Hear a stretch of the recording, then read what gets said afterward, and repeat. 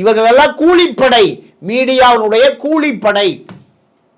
Vijaya promote பண்ணுவதற்காக பெரிய network வச்சிருக்கார் ஆதவ அர்ஜுனா.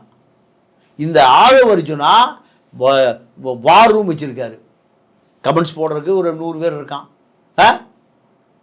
செய்தியை ப்ரொமோட் பண்ணுவதற்கு 100 பேர் இருக்கான்.